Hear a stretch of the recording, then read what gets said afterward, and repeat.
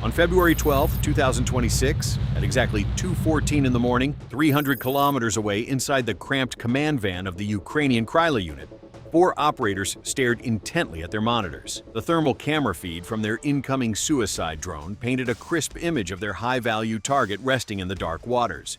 It was a BK-16 Project 02510, a fast assault boat that essentially functioned as a heavily armed VIP transport service for Russian commandos and elite saboteurs.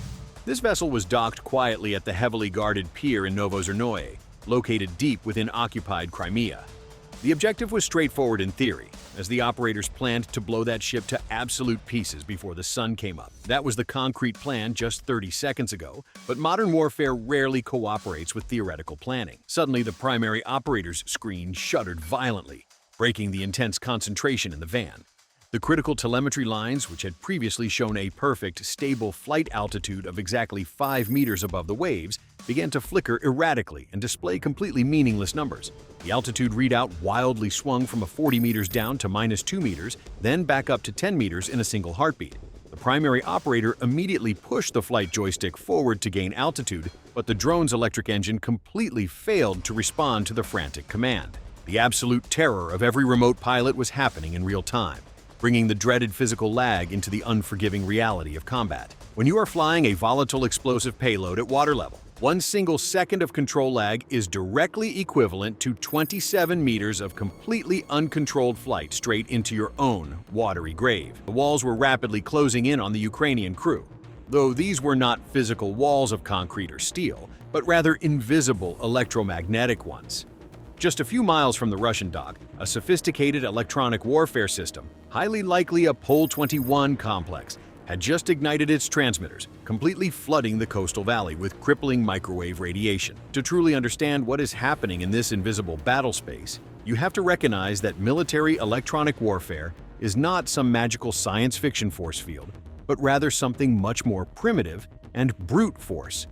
The entire concept is fundamentally based on manipulating the basic signal-to-noise ratio. If the legitimate controller of the drone is a person whispering precise navigation instructions directly into your ear, the Russian jamming system is essentially a guy with a massive megaphone stuck to your other ear, screaming completely random noise at the absolute top of his lungs.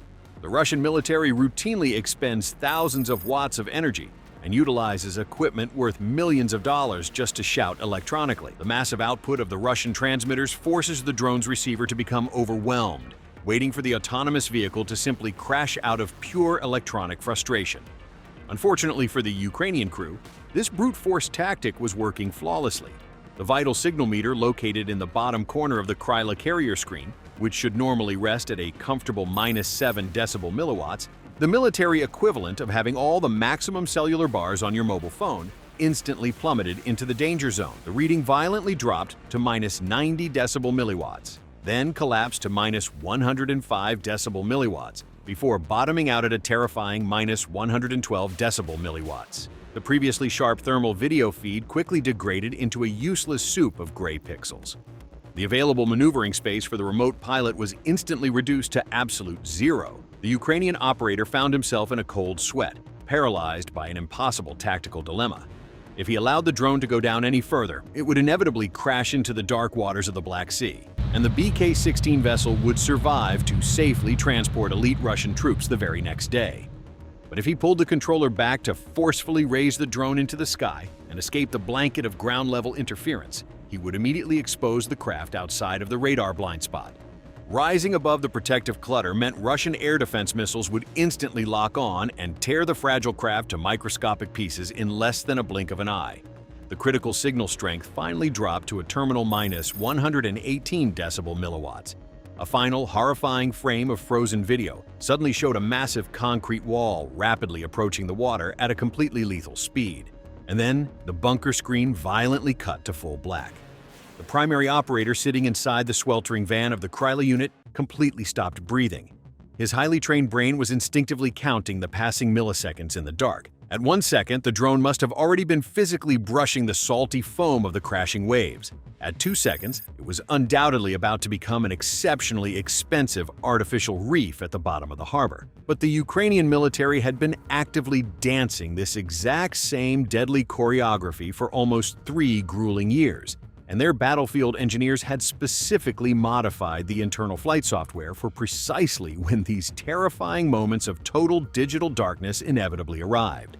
Just as the operator's screen turned off, the drone's onboard processor automatically went into a desperate survival mode and immediately initiated a highly advanced communication protocol called frequency hopping spread spectrum. In straightforward terms, instead of constantly transmitting the video feed over a single predictable channel where the enemy can easily drown it out with raw power, the drone suddenly began to change its transmission frequencies exactly 50 times per second. This rapid shifting followed a highly complex, pseudo-random cryptographic pattern that only the isolated Ukrainian van possessed the digital key to predict. A few kilometers away, sitting inside the heavily armored Russian electronic warfare vehicle, the enemy operator's monitoring screen suddenly lit up like a massive warning beacon full of cascading system errors.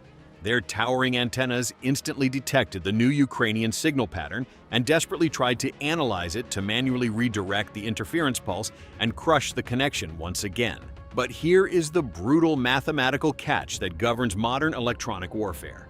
It took exactly 50 milliseconds for the cumbersome Russian hardware to successfully detect, process, and attack a specific radio frequency. But the nimble Ukrainian drone aggressively jumped to a completely new frequency every 20 milliseconds. The Russian electronic warfare specialist was effectively caught playing a frustrating game of whack-a-mole against a teleporting target, using a multi-million-dollar defense system that was always attacking the exact digital location where the drone had been 2 jumps ago. Even so, the ambient background electromagnetic noise remained completely suffocating across the spectrum. The isolated Ukrainian operator desperately needed to regain visual contact right at that exact moment, or the unforgiving forward inertia would inevitably crash the fragile craft into the churning water. Relying purely on muscle memory and blind faith, the remote operator gave a sudden and incredibly violent tug backwards on the flight joystick. The twin electric engines howled in immediate protest, skimming dangerously close to the turbulent surface of the water and kicking up a thick physical trail of salty dew that instantly stained the camera lens. Against all aerodynamic odds, the drone miraculously managed to aggressively pitch upwards and rapidly rise to exactly 15 meters in the air, physically saving itself from a catastrophic high-speed impact by mere millimeters of clearance. They had successfully navigated their way out of the invisible electromagnetic coffin that was designed to drown them. Through the streaky water droplets on the lens, the familiar dark silhouettes of the Novo-Ozernoye pier and the anchored BK-16 assault boat finally reappeared in the flickering thermal sight. But the sweet relief of surviving the electronic warfare barrage lasted for exactly half of a second, when violently executing the steep recovery maneuver and aggressively reconnecting to the satellite, the Ukrainian drone had inadvertently emitted a massive, highly detectable electromagnetic pulse across the silent bay. Through the harsh static of the newly recovered and highly unstable video feed, the terrified operator saw something that instantly froze the blood of everyone inside the mobile van. Less than 2 kilometers directly ahead from the targeted pier, there was absolutely no empty shoreline to be found. Instead, there was a massive, rapidly rotating radar dish aggressively scanning the horizon. A highly advanced Russian Pantsir S-1 air defense system had just abruptly awakened from its dormant state. Its sensitive target acquisition radar had immediately picked up the drone's desperate electronic scream from the recovery maneuver, and at that precise, agonizing moment, the Russian targeting computer locked onto its new prey. A concentrated invisible beam of tracking radiation violently hit the drone's fragile external sensors, instantly triggering a shrill, panic-inducing warning alarm inside the enclosed Ukrainian command van. Inside the heavily armored cockpit of the Pantsir S-1, the confident Russian gunner broke into a wide smile. The glowing alarm on his targeting console clearly indicated a small, slow-moving contact at a highly vulnerable altitude of exactly 15 meters. This made the incoming craft incredibly easy prey for his devastating twin 30mm automatic cannons. But inside the sweltering van of the Crimea unit, the highly experienced Ukrainian pilot managed to react a fraction of a second faster, pushing the control joystick completely down with maximum violent force. The small suicide drone plummeted like a heavy stone toward the dark waves, miraculously breaking its steep descent just 3 meters above the violent, churning surface of the Black Sea. By executing this terrifying drop, the Ukrainian crew had purposefully entered what electronic warfare specialists refer to as the radar basement, which is the exact physical point where traditional electromagnetic targeting physics completely collapses upon itself. At that extreme low altitude, each focused radar pulse emitted by the towering pantsir violently hit the chaotic surf and bounced back into the atmosphere with such overwhelming force that it completely saturated the sensitive Russian receivers with garbage data. Trying to accurately distinguish a tiny carbon fiber drone among those crashing waves is essentially like trying to size a single glowing firefly while it flies directly in front of a massive truck's blinding high beams. The locked contact immediately disappeared from the frustrated Russian gunner's targeting screen. Highly annoyed by the sudden disappearance, the enemy gunner aggressively typed a new command into his terminal and manually activated the moving target indicator digital filter. Basically, he gave a direct order to his sophisticated radar intelligence computer to completely ignore absolutely anything that flies at a speed of less than 40 kilometers per hour. Carefully observing the distinct way the enemy radar sweep changed its search pattern on his threat receiver, the veteran Ukrainian pilot immediately understood what the Russian gunner had just done and instantly cut off the electric gas to the drone's engines.